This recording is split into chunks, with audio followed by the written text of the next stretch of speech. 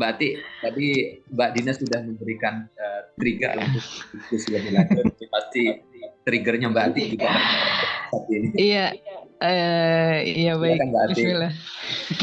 Ya Bismillahirrahmanirrahim. Assalamualaikum warahmatullahi wabarakatuh. Waalaikumsalam. Sebetulnya sih ceritanya hampir sama juga dengan yang Mbak Dina ceritakan tuh Pak Zaim. Sebelumnya terima kasih saya diberi waktu nih. Ini kalau kasus ini ada beberapa sih Pak, memang di remaja. Jadi saya pernah menemukan kasus. Jadi ada beberapa orang tua yang memang memanggil saya atas kasus ini gitu. Atas kasus ini, jadi anaknya bukan cuma self harm ya, jadi melakukan kekerasannya itu menyakitinya bukan ke diri sendiri saja gitu, bahkan sudah sampai mau ke orang lain gitu. Karena sudah masuk ke ranah gangguan mental sih kalau saya melihatnya waktu itu. Jadi saya minta orang tuanya untuk mengajak anaknya dulu datang ke psikiater dulu ya, karena mereka agak susah saya ajak bicara karena kondisinya memang betul-betul ini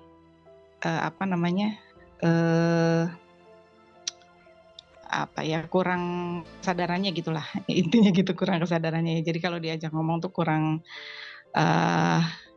nyambung begitu. Ya setelah anak-anak itu, saya bilang anak-anak ya karena ada beberapa orang itu sudah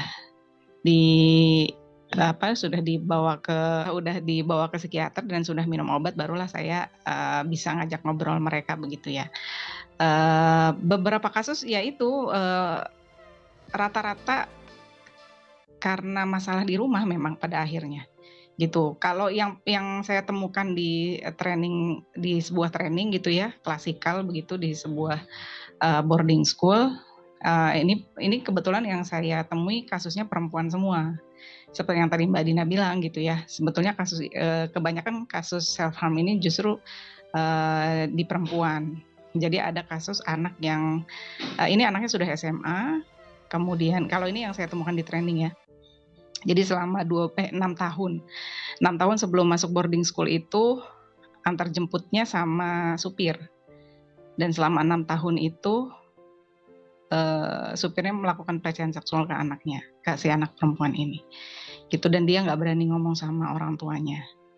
Dia belum pernah cerita sama siapapun, dia merasa dirinya kotor.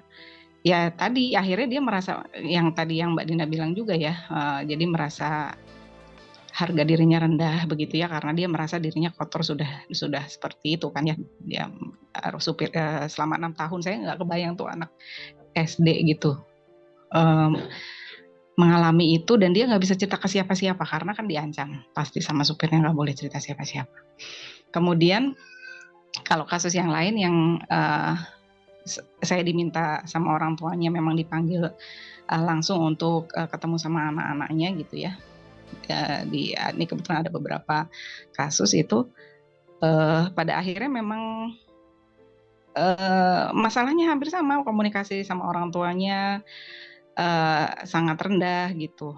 Bapaknya sibuk gitu, kalau pulang ke rumah kerjaannya berantem sama ibunya, terus akhirnya berakhir bercerai gitu. Kemudian anaknya bingung gitu, karena anaknya sendiri melihat bagaimana bapak ibunya udah sampai megang senjata tajam ya waktu itu. Kemudian kalau yang satu lagi, kasus yang lain lagi itu anaknya itu ketika usia 2 tahun itu punya adik, kemudian usia 3 tahun dimasukkan ke sekolah, which is dia masih nggak mau. Dia bilang dia ingat dia itu nggak mau, dia nggak nyaman, saya nggak nyaman disuruh sekolah gitu. Kemudian itu playgroup, kemudian TKA, TKB, berarti TKB dia lulus 5 tahun langsung selesai sama orang tuanya dimasukkan ke SD gitu. Yang dia baca situasi itu, meaning yang dia tarik adalah bahwa orang tuanya butuh tempat lain untuk mengasuh dia gitu, karena dia punya adik gitu. Jadi dia merasa jadi sejak awal adiknya lahir itu dia udah nggak suka. Jadi adiknya nenen sama ibunya gitu dia gedor-gedor, pokoknya dia tarik itu bayi. Emang dari kecil sih dia sudah seperti itu. Adiknya udah sama-sama SD dibeliin sendal, sama-sama dibeliin sendal adiknya dia gunting gitu. Dan begitu yang parah itu pas dia lagi SMA ini, sekarang anaknya sudah kuliah. Pas di SMA itu dia ngebayangin adiknya itu jadi dia merem kan dia insomnia, dia merem, dia ngebayangin jadi sebelum-sebelumnya dia sudah self harm ya, dia sudah menyayat tangannya beberapa itu udah ada bekas luka. Tapi ada di satu titik makanya bapaknya khawatir banget karena dia sudah ngebayangin dia ngambil pensil dan nyolok-nyolok mata adiknya gitu. Tapi terus dia seperti terbangun, dia bilang saya tuh nggak tidur tapi saya seperti melakukan itu gitu. Jadi dia akhirnya bapaknya tuh nggak mau ada apapun alat tulis kah, gunting kah di kamar anak-anaknya itu bapaknya udah menyingkirkan semuanya nggak boleh. Karena dia selain tadinya awalnya menyakiti diri sendiri sampai akhirnya dia tapi bagusnya dia ngomong sama bapaknya bahwa dia punya bayangan itu gitu. Gitu. Jadi saya sih melihatnya kalau yang terakhir saya ceritakan ini meaning yang dia ambil kan dia tidak disayang sama orang tuanya, hampir sama yang tadi Mbak Nina ceritakan juga ya. Dia tidak disayang sama orang tuanya dan kebetulan dia tidak siap kan ya masuk sekolah, dia sendiri dia ngomong dan sebetulnya orang tuanya juga bilang, jadi waktu dimasukin sekolah itu anak saya teriak-teriak, ibunya nggak boleh pulang, pokoknya seperti nggak siap tapi orang tuanya maksain. Yang mana ketika SD semakin sekolah itu kan semakin tinggi tuntutannya pastinya ya, ada pekerjaan-pekerjaan yang harus dia tuntaskan gitu dan itu kan dia cukup terseok-seok karena dia memang belum siap gitu. Itu bertumpuklah dari mulai dia merasa tidak disayang orang tua, satu, kedua dia merasa bahwa dia adalah orang yang incapable gitu di banyak hal gitu, termasuk sekolah aja dia nggak mampu gitu untuk ngejar seperti teman-temannya padahal anaknya pinter gitu kalau saya lihat ya. Dari ceritanya itu, dari cara dia cerita, dari cara ini tuh dia bisa, saya tanya, kamu pernah nggak dapat nilai bagus sebetulnya, pernah nggak merasa punya pencapaian achievement tertentu? Pernah. Waktu kelas 5 SD itu saya nyaman banget sekolah karena gurunya itu percaya ke dia, sayang, dia merasa diperhatikan sama gurunya kayak gitu-gitu. Itu jadi dia nyaman banget sama wali kelas yang waktu dia kelas 5. Itu dia langsung muncullah itu achievement dia itu, dia dapat beberapa achievement di kelas 5 SD. Nah, kelas 6 dia nggak dapat lagi wali kelas yang seperti itu, dia turun lagi gitu. Terus dia akhirnya nggak dapat sekolah negeri yang dia pengen, dia drop lagi gitu-gitulah. Jadi banyak banget sampai akhirnya pas SMA itu dia mengalami yang lebih dahsyat lah yang tadi. Udah dia self harm itu pas di SMA, kemudian di SMA itu juga yang dia mulai teriak-teriak, jadi hari-hari itu dia suka bengong, kata bapak ibunya ya, suka bengong, kemudian tiba-tiba teriak-teriak, kalau udah teriak-teriak dia nggak bisa kekontrol, nggak bisa terkendali begitu, sampai akhirnya ya itu dia hampir mencelakai adiknya sendiri juga gitu. Begitu. Jadi kalau saya lihat dari beberapa kasus yang pernah saya tangani kurang lebih pada akhirnya kuncinya ya di rumah itu tadi. Mirip walaupun Mbak Dina cerita satu ya, tapi itu kesimpulan sih Pak menurut saya, maksudnya kesimpulannya ya itu gitu. Jadi memang di rumah itu penting banget basic di rumah itu bagaimana komunikasi, bagaimana kasih sayang. Kasih sayang kan nggak harus dimanjain, dibeliin apapun yang dia mau, nggak harus dimanjain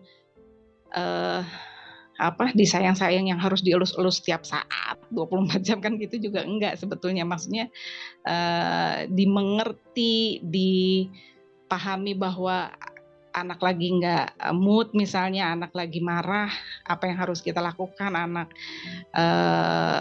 sudah siap belum, bahkan nih kan anak belum siap sekolah aja kita harus ngeh gitu bahwa oh ya udah nggak apa-apa, nggak usah sekolah dulu deh gitu, ditunda dulu nanti aja gitu misalnya begitu. Itu kan juga perlu banget ya orang tua memahami itu gitu kalau menurut saya dari beberapa kasus yang saya tangani gitu Pak Zaim. Ketika kita membahas self harm ini, kita hubungkan dengan sifat nabi ini, kita tidak berpretensi kemudian menemukan sebuah solusi tunggal yang kalau ini kita terapkan otomatis akan menyelesaikan masalah. Enggak demikian, karena masalahnya kompleks sekali ya.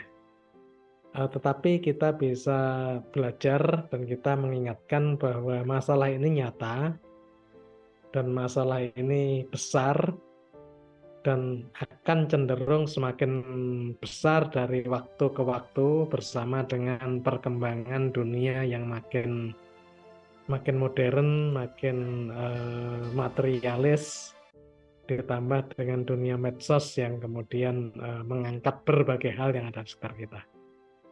Dalam diskusi dengan Mbak Dina sebelumnya ngobrol sekilas, di zaman dulu, masa lalu, hal seperti ini tidak banyak terjadi. Mengapa? Karena semua relatif masyarakat itu setara. Kalaupun tanda petik masyarakatnya miskin, ya di sekitarnya semuanya miskin. Kalau masyarakat sederhana, ya semua sederhana. Jadi tidak ada komparasi dengan yang lain yang membuat ada ekspektasi, ada harapan tertentu tentang suatu hal tertentu gitu.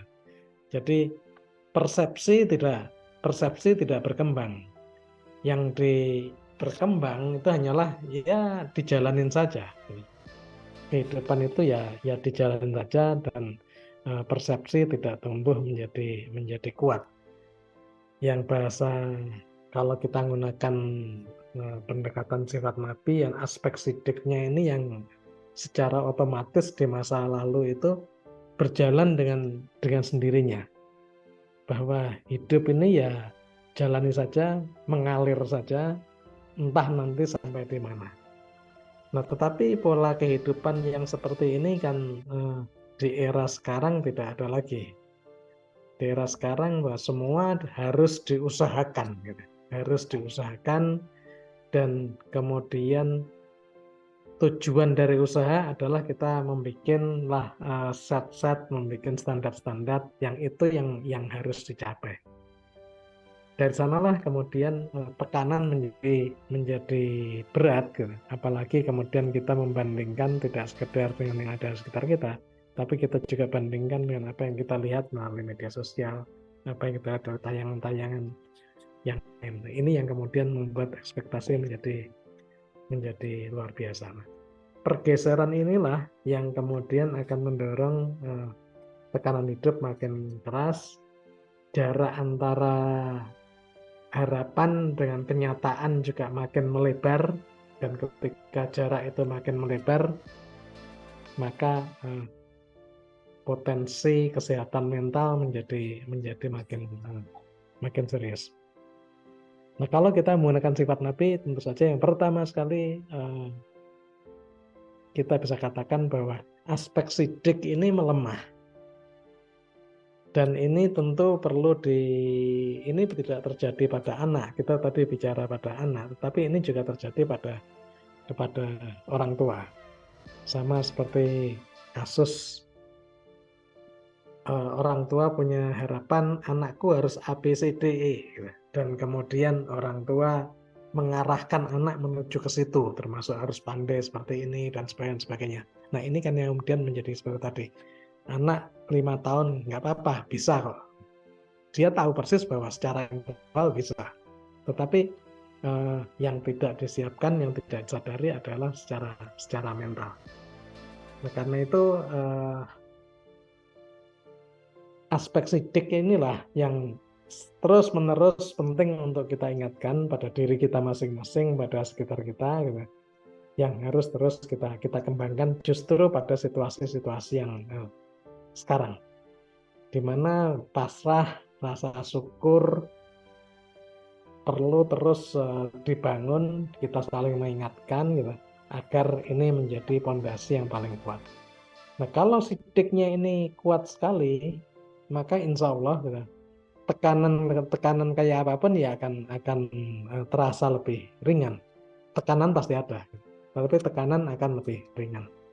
Apalagi tekanan terberat kan sekali lagi berdasarkan persepsinya diri sendiri. Nah, kalau sidiknya kuat, nah persepsi diri ini tidak akan pernah menjadi sangat-sangat kuat. Yang kemudian mendominasi dirinya sendiri, yang kemudian menjadi tekanan hidupnya sendiri. Nah, ini yang insya Allah tidak akan terjadi. Nah, kalau kita lihat dari sisi orang tuanya, gitu, maka aspek yang sering menjadi masalah itu adalah di kefatonahan, keamanahan, dan ketablikan. Bukan dari fatonah sama tabliknya, itu dari aspek hijau, aspek kuning, dan aspek merah. Di mana aspek hijau dalam diri orang tua ini yang kemudian akan men-set standar-standar, men-set ini idealnya seperti ini gitu. Dan tanpa sadar itulah yang kemudian ideal itu diharapkan terjadi pada anak. Nah, kalau kita menggunakan aspek kuning gitu, itu serupa dengan aspek hijau tadi, yang kemudian harus ada hasil yang dicapai. Dan kemudian akan mengarahkan seluruh effort, mengarahkan seluruh lingkup keadaan menuju ke arah itu. Misalnya seperti pemaksaan pada anak, bahwa anak harus punya dasar keislaman yang baik, dan diasumsikan dasar keislaman yang baik bisa disampaikan oleh pondok atau boarding school, kemudian anak dipaksa juga untuk masuk ke sana. Nah, sisi tablik terkadang juga bisa menyeret ke arah itu, karena si tablik ini kan punya satu kriteria bahwa ini yang keren, ini yang asik, ini yang kreatif untuk dikembangkan, dan tanpa sadar itu juga memberikan tekanan-tekanan. Ini aspek-aspek yang bisa terjadi pada sisi orang tua yang kita perlu saling ingat saja, sadar saja. Aspek inilah yang harus kita kontrol di dalam diri kita sendiri untuk tidak berlebihan. Kemudian kita bisa pinjam juga apa yang digunakan oleh Imam Al-Ghazali ya, yang mengingatkan bahwa dalam diri kita ini yang terpenting adalah jiwa. Dan jiwa itu sendiri kan kemudian dibekali dengan 3 perangkat, yakni insting, kemudian emosi atau perasaan, dan yang ketiga adalah akal.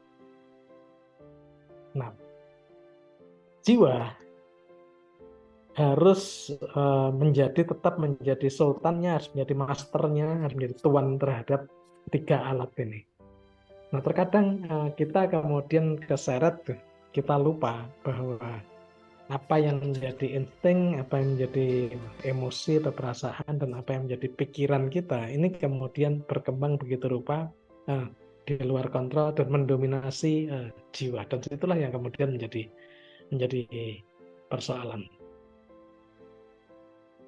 Kalau melihat kasus-kasus yang tadi disampaikan, itu kan hampir semuanya didominasi oleh aspek perasaan. Perasaannya begitu dominan gitu. Perasaannya begitu dominan sehingga menekan jiwanya itu sendiri. Dalam pendekatan Ghazali kan perasaan ini harus terus dikontrol dengan pikiran. Di mana perasaan ini adalah unsur merah gitu. Itu harus terus-menerus dikontrol oleh pikiran, oleh unsur hijau. Tetapi gitu, hijau sendiri juga masih harus dikendalikan gitu. Karena jangan sampai kemudian ini berkembang yang berlebihan dan menjadi overthinking dan sebagainya. Inilah yang kemudian harus dicantolkan kepada al-adalah atau adin itu sendiri. Dan untuk bisa menyantolkan ke sana gitu, maka kembali aspek sidiknya harus terus diperkuat. Nah, mungkin ini yang bisa kita tambahkan sekedar untuk perspektif tambahan dan kemudian ucapan ringan gitu ya. Jangan lupa bahagia gitu. Kelihatannya sederhana. Ini perlu terus-menerus kita gaungkan gitu, sehingga apapun tekanan hidup gitu tidak akan berefek yang terlalu jauh gitu. Dan kemudian orang tua yang selalu menghadapi tekanan hidup ketika ingat bahwa jangan lupa bahagia, ini juga dia sendiri juga mudah-mudahan kita sebagai orang tua juga mudah-mudahan nggak akan merasa tertekan yang terlalu jauh apapun keadaannya sehingga tidak berdampak yang sangat serius kepada anak-anak kita. Bu Nining dulu mungkin mau menambahkan terkait pembahasan kita sore hari ini. Ya, tapi mohon izin off cam ya Mas Yoga, Mas Zaim dan Bapak Ibu sekalian. Silakan. Mohon maaf ini situasinya baru belum memungkinkan dibuka. Sebelumnya Assalamualaikum warahmatullahi wabarakatuh. Waalaikumsalam warahmatullahi wabarakatuh. Menyimak kajian dari tadi pengantar Mbak Dina, Mbak Ati juga Mas Yaim, ini ya maksudnya rasanya itu gimana ya, rasanya itu ya orang tua itu memang harus selalu belajar, kita harus selalu belajar dan agar kita itu bisa memfasilitasi anak-anak kita secara baik gitu. Dan sayangnya ilmu menjadi orang tua itu tidak ada di kurikulum pendidikan kita gitu ya. Kita tidak disiapkan untuk itu, padahal ini luar biasa sekali manfaatnya untuk anak-anak gitu. Dan tadi kalau dari menyimak pengantar dari 3 narasumber di depan ngaten nggih, saya jadi ingat ini Mas Yaim, saat saya mendampingi anak-anak korban eksploitasi kekerasan seksual di Yayasan Kakak pada saat itu. Jadi bahwa sebagian besar dari mereka yang ini ya berada di situasi atau menjadi anak yang dilacurkan itu juga karena memiliki pengalaman yang tidak indah gitu ya di masa kecilnya, dan sebagian besar itu dari keluarga gitu. Jadi tidak jauh beda tadi dari yang diceritakan pengalaman anak ini ya, anak bimbingan Mbak Dina juga Mbak Ati gitu. Jadi bahwa sebagian besar korban kekerasan eksploitasi seksual gitu yang ada di Yayasan Kakak itu mereka memiliki pengalaman masa kecil tidak indah gitu dalam keluarganya. Ada yang pengalamannya itu senada tadi yang diceritakan Mbak Dina gitu. Ekspresi yang dilakukan anak tadi yang diceritakan Mbak Dina adalah dengan menyakiti diri sendiri gitu ya, dengan melukai fisiknya. Tetapi kalau anak-anak yang ada di Yayasan Kakak itu awalnya itu yang mereka lakukan gitu ya. Awalnya mereka dengan melakukan cara-cara menyakiti diri sendiri, dan karena itu kalau bahasa kami gitu ya, dari yang kami lakukan, karena itu belum terfasilitasi dengan baik, maka dia ini ya ada dalam situasi yang lebih membahayakan karena dia kemudian lari dari rumah dan bertemu dengan teman-teman yang mereka merasa senasib, yaitu anak jalanan gitu. Ini kalau pengalaman kami gitu.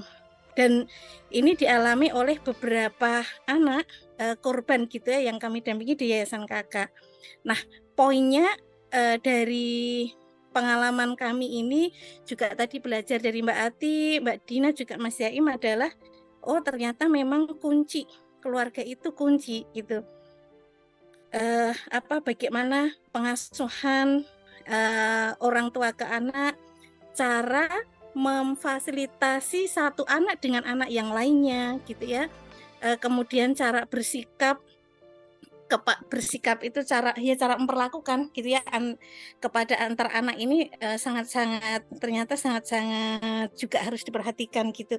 Sekali lagi karena beberapa kasus kami karena itu gitu Mas Yaim, Mbak Dina juga Mbak Ati sama. Dan ini ya, kalau kebetulan karena memang fokus kami itu di isu kekerasan seksual pada di Yayasan Kakak, maka ini kami memang banyak memfasilitasi anak-anak yang akhirnya larinya ke sana gitu. Karena sudah merasa bahasanya tidak diterima oleh keluarga, oleh ayah ibunya, juga dibedakan dari saudara-saudaranya, maka mereka mencari tempat yang menerima mereka. Dalam tanda kutip ya, yang mereka merasa menerima mereka. Terima kasih banyak Mbak Nining atas sharingnya. Jadi sekali lagi di sore ini kita tidak mencari solusi yang eksak, yang tepat bahwa pasti bisa begini, enggak. Kita lebih memahami inilah yang terjadi di masyarakat dan kemudian kita bisa mengoptimalkan bagaimana sifat Nabi. Yang pada dasarnya sekali lagi setiap diri kita gitu. Kita sebagai orang tua, kita sebagai pendidik, kita sebagai siapapun itu kan perlu mengembangkan empat-empatnya itu kan. Biru, hijau, kuning, merah ini secara optimal masing-masing. Dan dalam konteks ini gitu selalu, dan bukan hanya dalam konteks ini, dari keempat tadi selalu dimulai dari biru. Jadi sisi biru kita, sisi pasrah kita, sisi syukur kita perlu terus menerus ditambah. Dan ketika ini kuat gitu, ini kuat, maka apa yang paling dibutuhkan untuk mencegah anak-anak agar tidak terseret ke kasus-kasus seperti itu, yakni empati, kasih sayang perlu terus-menerus dimunculkan. Kalau birunya kuat, insya Allah ini. Anak-anak yang kemudian terlanjur terjebak dalam self-harm atau mungkin juga kasus-kasus yang lain, ini justru perlu terus-menerus dirangkul gitu, dengan tetap diarahkan prinsip-prinsip yang benar. Seperti tadi kata Mbak Atik, bukan kita kemudian mengikuti. Misalnya ya dalam model yang lain, saya tentu saja terkejut ketika salah seorang anak asuh saya yang saya cukup dekat gitu, tiba-tiba ya bahasa sekarangnya kan melela bahwa dirinya gay gitu ya, dan sudah sangat serius gitu. Nah dalam situasi seperti itu kan malah nggak boleh saya putus hubungan dengan yang bersangkutan gitu. Saya jaga yang terpenting, kemudian terus mengingatkan bahwa jaga sholatmu, dan kemudian ya mengingatkan bahwa itu dalam agama bukan hal yang benar. Tetapi bukan, saya tidak boleh kemudian memutus relasi dan membuang dia, tapi justru harus terus-menerus dirangkul.